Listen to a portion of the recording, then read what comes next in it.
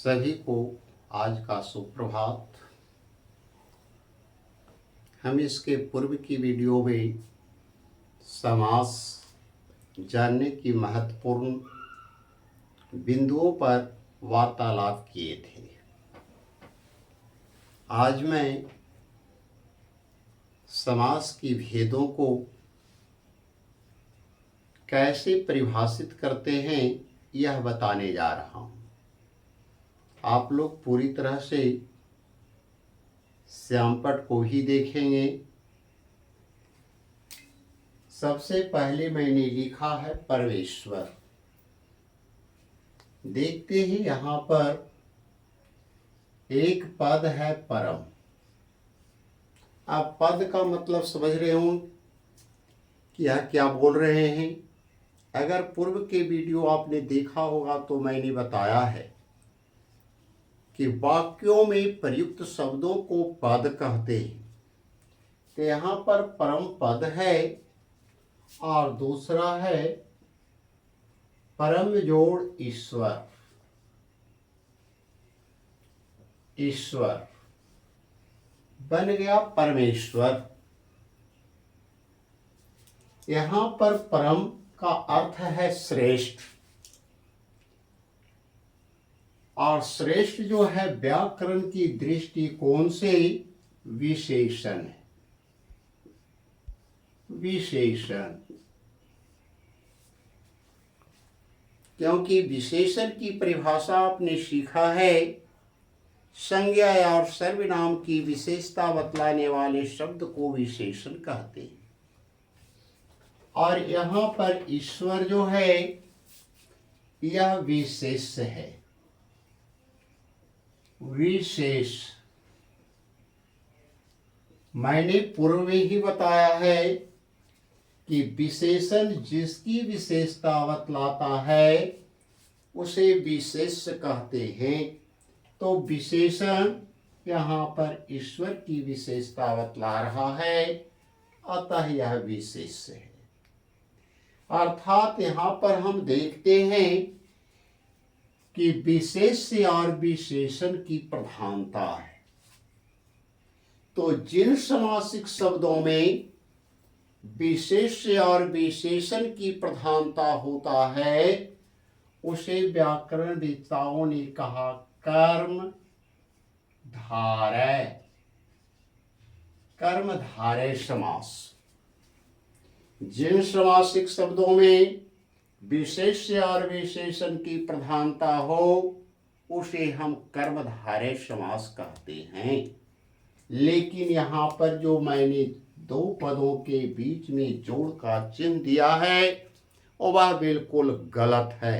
यह आपको समझाने के उद्देश्य से मैंने प्लस का चिन्ह दिया है। जैसे ही दो पदों के बीच में जब हम जोड़ का चिन्ह दे देते हैं तो वह समास नहीं, वह संधि कहलाता है। संधि और समास में यही अंतर है कि संधि में दो पदों के बीच में जोड़ होता है, जबकि समास में दो पदों के बीच में विभक्ति चिन्ह होता है। तो हम कह सकते हैं परम हैं, परम हैं जो ईश्वर। विग्रह होगा परम है जो ईश्वर।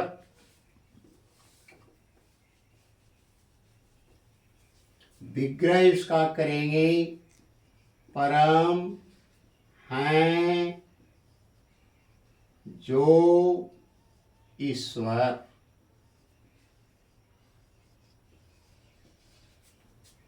इसे हम कहते हैं कर्म धारय समास। धर्मात्मा, धर्म ही जिनकी आत्मा हो। परमात्मा, परम है जो आत्मा।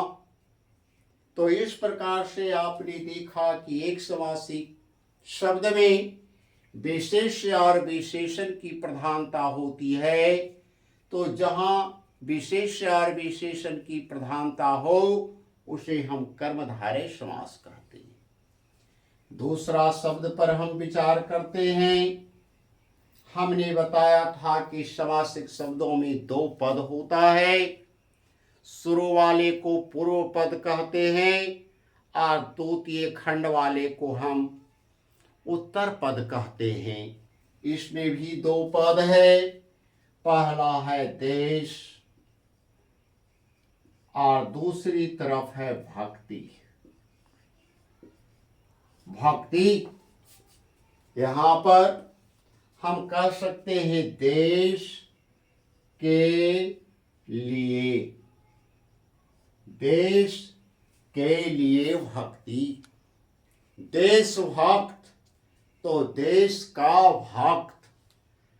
उसी प्रकार से हम कह सकते हैं पाठशाला, पाठ का शाला। यहां ध्यान देंगे, यदि हम कहीं पाठशाला बंद है तो क्या पढ़ाई बंद है? नहीं, शाला बंद है, अर्थात शाला में लॉक लगा हुआ है, ताला लगा हुआ है। और शाला का अर्थ होता है घर। जैसे और समझें, राज्य कन्या बीमार थी तो क्या राजा बीमार है? राज्य कन्या, राज्य की कन्या या राजा की कन्या तो बीमार कन्या है, ना कि राजा है। राजकुमार चोर निकला तो राजकुमार यहाँ राजा का कुमार। एक चीज और जान लें, कुमार का अर्थ होता है बेटा, कुमारी का अर्थ होता है बेटी। यह बेटा बेटी का पर्यायवाची शब्द है।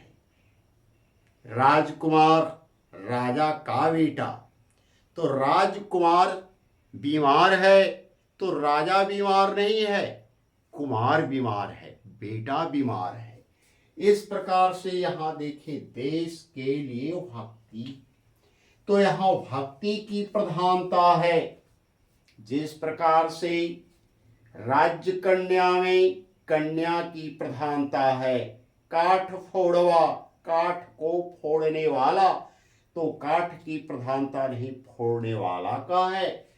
तो जिन समासिक शब्दों का अंतिम पद प्रधान होता है, उत्तर पद प्रधान होता है। हम बताए थे देश यहाँ पर पूर्व पद है, भक्ति उत्तर पद है। तो दोनों में से कुछ भी कह सकते हैं, या कह सकते हैं जिन समासिक शब्दों का अंतिम पद प्रधान हो, या जिन समासिक शब्दों का उत्तर पद प्रधान हो, उसे व्याकरणविदों ने तत्पुरुष समास कहा। तत्पुरुष, तत्पुरुष समास, इसका 7 भेद होता है। ये अगला वीडियो में बताएंगे।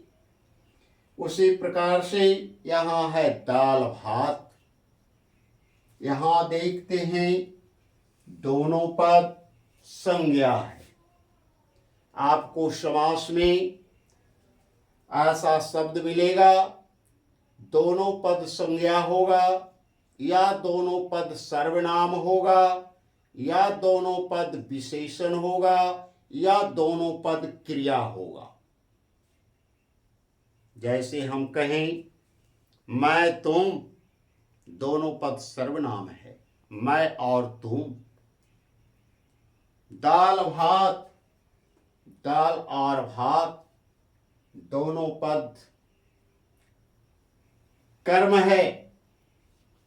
फिर उसी प्रकार से कहें लाल पीला, लाल और पीला। राधे कृष्ण, राधे और कृष्ण। धर्माधर्म, धर्मा धर्म, धर्माधर्म। यहां संधि का नियम लागू हो जाता है। धर्म प्लस अधर्म, अधर्म। संधि पढ़ाएंगे। दो सवर्ण आपस में मिलकर दीर्घ हो जाता है।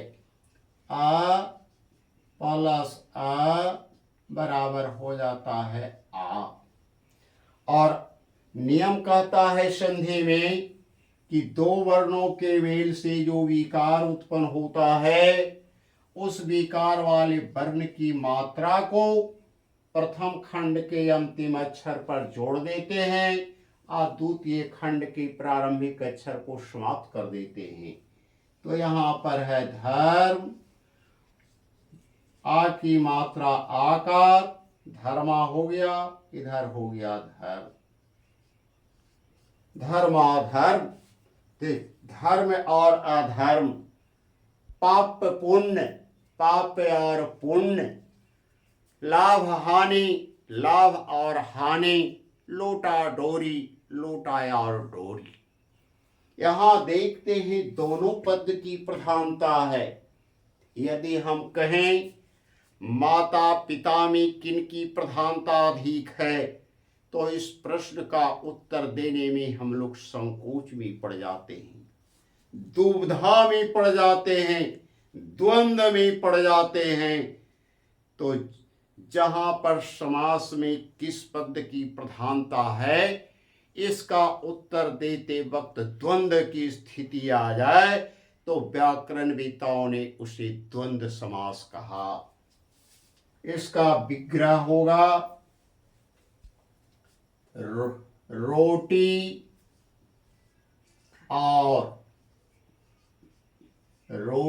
और दाल।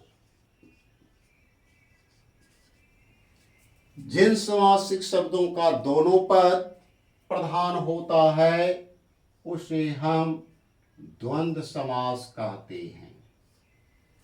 एक बार फिर से तीनों को देख लेते हैं। तीनों में कहीं समानता तो नहीं आई। यहां हम देखते हैं विशेष्य और विशेषण की प्रधानता है।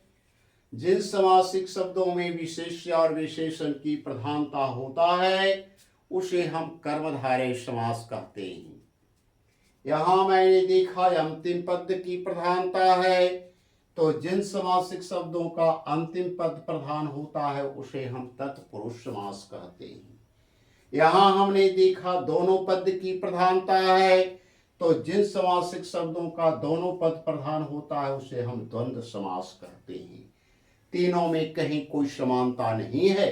अब आगे चलते हैं। त्रिभुवन, त्रि का अर्थ यहां पर तीन से है। त्रि का अर्थ तीन, यानी पहला पद संख्यावाचक आ गया है।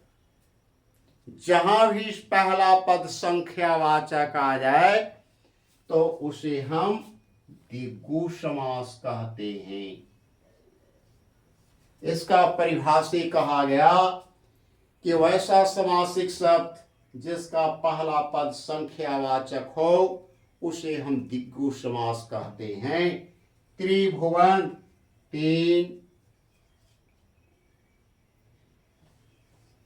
भुवनों का समाहार, समाहार। पंचवटी, पांच वाटों का समाहार। चमन्नी, चार आनों का समाहार। अठन्नी, आठ आनों का समाहार। यानी पहला पद संख्यावाचक हो तो उसे हम द्विगु समास कहते हैं। हाँ, इसमें कहीं कहीं पर संख्या प्रत्यक्ष रहता है तो कहीं कहीं पर संख्या अप्रत्यक्ष रहता है। अठन्नी संख्या प्रत्यक्ष है 8। नवरत्न, नौ रत्नों का समाहार संख्या प्रत्यक्ष है। लेकिन यदि हम कह दें दर्जन, संख्या गौण है। लेकिन इसमें अप्रत्यक्ष रूप से संख्या छुपा हुआ है, 12 वस्तुओं का समाहार। अगर हम कह दें मान, संख्या अप्रत्यक्ष रूप से छुपा हुआ है, 40 किलो का समाहार। तो जहां पर संख्या साइलेंट रहता है, छुपा हुआ रहता है, वहां पर भी दिग्गु समास ही कहलाता है। दर्जन 12 वस्तुओं का समाहार, गंडा 4 वस्तुओं का समाहार, गाही 5 वस्तुओं का समाहार, मन 40 किलो का समाहार। तो जिन समासिक शब्दों का पहला पद संख्यावाचक हो उसे हम दिग्गु समास कहते हैं। अब है, हम बताए, आप लोगों को बताए थे योग गरुड़ शब्द, उसमें कुछ देवताओं का नाम भी आता है जिसमें पहला पद संख्यावाचक होता है, उसको छोड़ देंगे।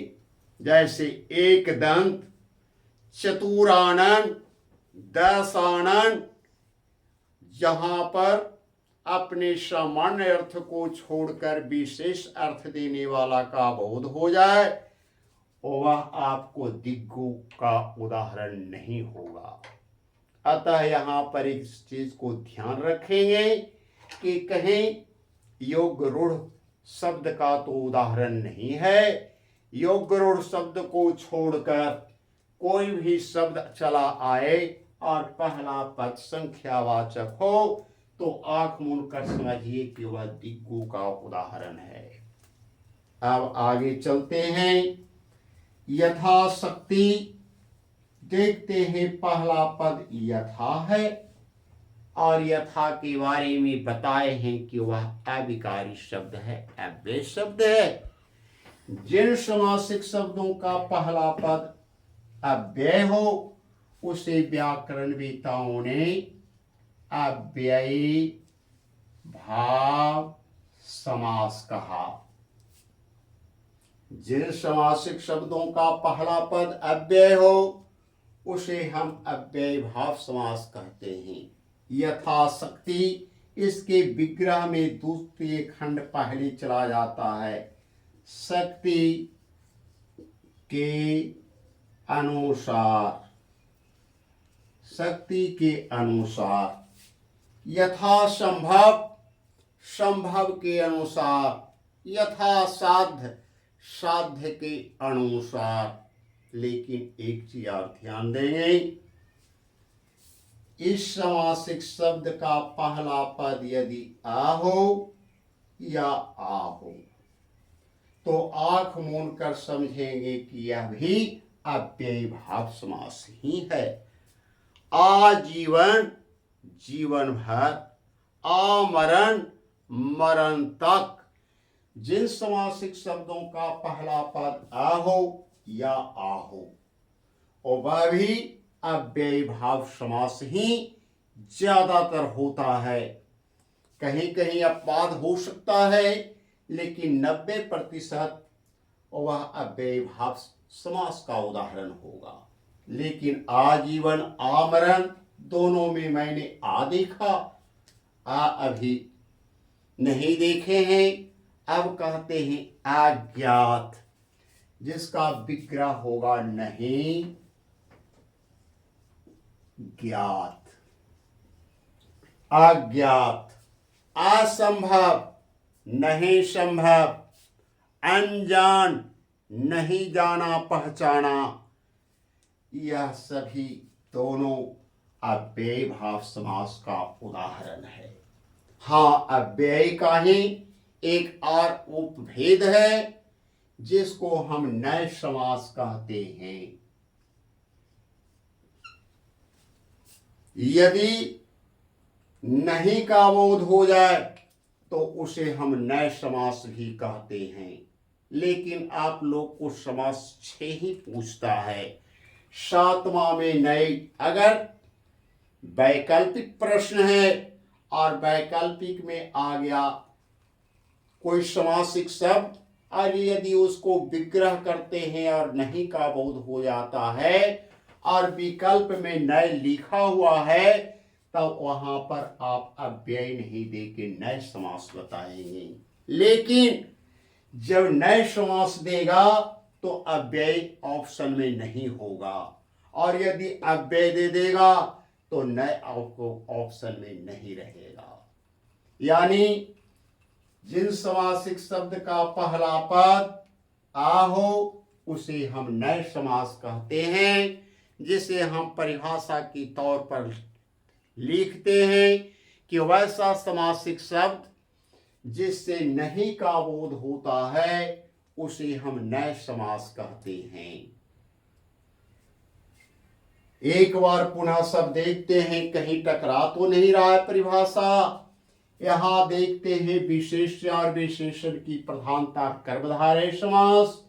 यहां देखते हैं अंतिम पद की प्रधानता तत्पुरुष समास। यहां देखते हैं दोनों पद की प्रधानता द्वंद्व समास। यहां देखते हैं पहला पद संख्यावाचक द्विगु समास। यहां देखते हैं पहला पद अव्यय अव्ययी भाव समास। और सबसे नीचे लिखे हैं पीतांबर। इसको भी विग्रह करेंगे तो होगा पीत जोड़ अंबर। अंबर का अर्थ होता है वस्त्र। अंबर का मतलब आकाश और अंबर का अर्थ होता है वस्त्र। यहां पर अंबर का अर्थ है वस्त्र से पीतांबर, पीत जोड़ अंबर। लेकिन यहां मैंने पूर्व ही बताया है कि प्लस का चिन्ह देना गलत है, यह संधि बन जाता है। अब इसको हम हटा देते हैं। इसका मतलब हुआ पीला है या पीला हो कर दीजिए, पीला हो अंबर जिनका, जिनका। देखते हैं पीला हो अंबर जिनका। यदि हम पीला वस्त्र पहन ले तो हम पीतांबर नहीं कहलाएंगे। पीला हो अंबर जिनका अर्थात विष्णु, चंद्रशेखर जिनके शेखर पर चंद्रमा हो अर्थात शंकर, अपने सामान्य अर्थ को छोड़कर विशेष अर्थ देता है। लेकिन यहां देखिए एक चीज आओ, नई नवेली दुल्हन को देखते होंगे, वह पर्दे की आड़ में रहती है, घूंघट में रहती है।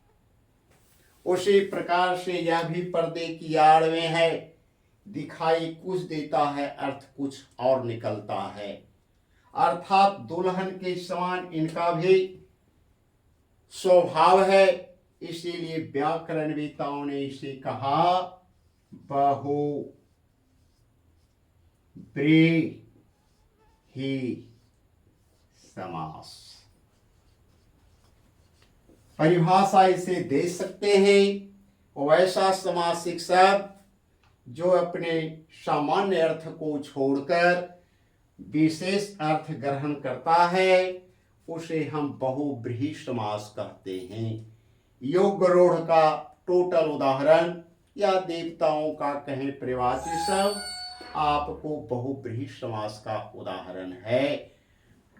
अब मैं इन्हीं बातों के साथ आज का पढ़ाई विराम करता हूँ। अगले कैसेट में पुनः सभी का उदाहरण और परिभाषा बताऊंगा। धन्यवाद।